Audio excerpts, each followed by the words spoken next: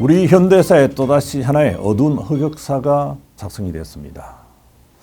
오래됐던 불상사가 없기는 했지만은 현직 대통령이 수사기관에 체포되는 정말 우리 헌정사의 최초의 기록이 작성이 됐습니다. 15일 새벽부터 시작된 공수처 윤석열 대통령 체포 작전은 별다른 저항 없이 약 6시간 만에 마무리가 됐습니다. 경호처 내부에서 강경 대응 목소리가 있기도 했지만은 최상목 대통령 권한 대행이 국가기관 간의 충돌한 사태는 없어야 된다고 강력한 메시지를 낸 게 영향을 미친 게 아닌가 생각합니다. 철통 보안을 통해서 윤 대통령이 관저를 출발하고 또 공수처에 도착하는 과정에서 윤 대통령 얼굴이 거의 공개되지 않았습니다. 또 윤 대통령이 공수처의 호송 차량 대신 대통령 전용 차량을 이용하도록 배려를 하기도 했습니다. 이와 함께 국가 원수라는 상징성을 고려해서 수갑과 포승줄을 하지 않기도 했는데요. 이는 모두 다 공수처와 대통령 측 변호인 간의 협의를 통해서 이루어졌습니다. 하지만 국회에서 야당이 이를 문제 삼을 가능성이 굉장히 커 보입니다. 내란 수계에 대해서 과잉적으로 보호하고 호의를 베푸는 게 아니냐 하는 질책을 받을 수 있는 거죠. 또 법 앞에 모든 국민이 평등하다는 헌법 정신에 위반된다는 지적도 나올 만합니다.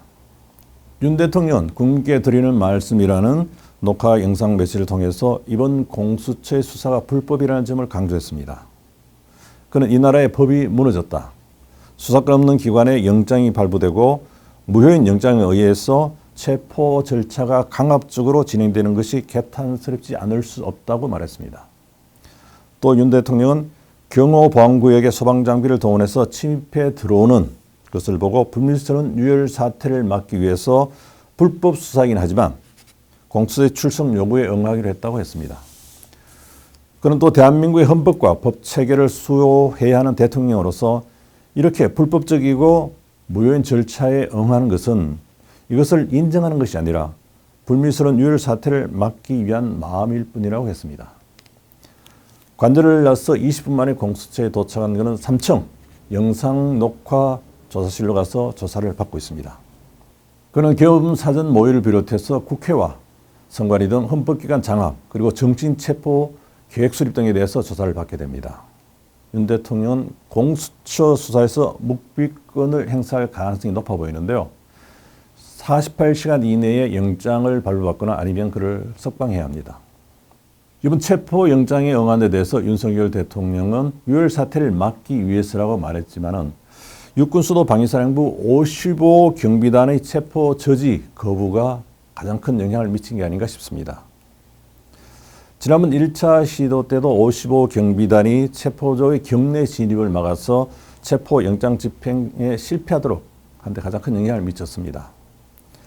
하지만 이번에도 55 경비단이 하루 전인 14일에 공수처 수사진의 관저 출입을 허가했습니다. 사실상 관저까지 아무런 저지 없이 올라가게 된 것입니다.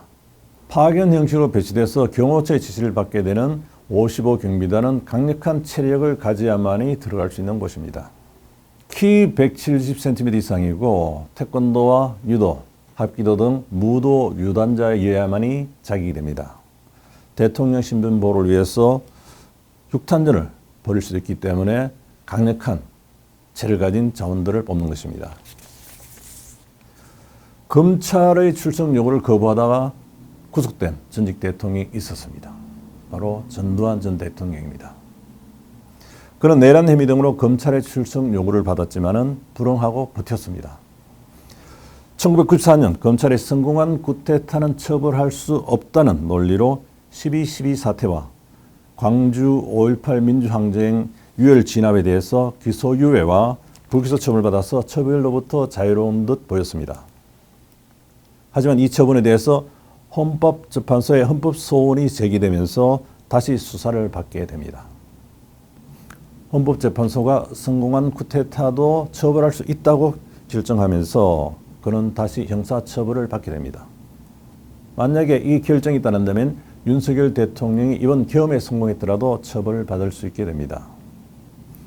검찰도 새로운 사실들이 하나하나 드러나자 전두환 전 대통령에게 출석을 통보했습니다. 하지만 그는 1994년 12월 이른바 골목 성명을 발표하고 고향 합천으로 내려가고 맙니다. 검찰의 출석 요구에 대해서 현 정부의 정치적 필요에 따른 것으로 보이기 때문에 응할 수 없다는 메시지였습니다. 그는 공교롭게도 윤석열 대통령이 계엄을 선포하기 30년 전인 1994년 12월 3일 새벽 6시 반에 서울에서 내려온 검찰 수사관들에 의해서 체포돼 서울로 압송됩니다. 그때 동네 어르신들이 했던 말이 오랫동안 회자되곤 했죠. 밥이나 먹여서 데리고 가지. 오늘 윤석열 대통령은 아침을 드셨는지 모르겠습니다. 이제부터는 공수처의 시간입니다. 윤 대통령은 공수처가 불법 수사를 하고 있다고 주장하지만 형식적으로는 불법 수사가 아니라는 것이 법조계의 대체적인 의견입니다. 체포영장을 서부지법에서 발부한 것도 불법이 아니라는 것입니다. 우리 현 정사의 또 하나의 불행한 사태로 기록될 윤석열 대통령의 체포가 국민을 갈라놓고 소모적인 비방전으로 국력이 소모되는 갈등의 진원지가 되지 않기를 바랄 뿐입니다. 감사합니다.